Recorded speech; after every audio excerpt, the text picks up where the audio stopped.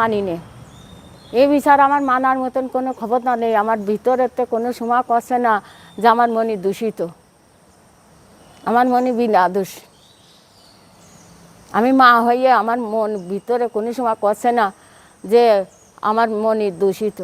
মানুষই দূষিত করে দিচ্ছে, লোকে বলতেছে।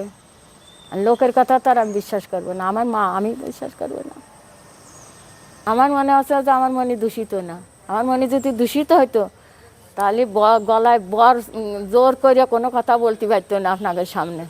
আমাদের বিচার কেউ করতেছে না, আমাদের বিচার কেউ করতেছে না।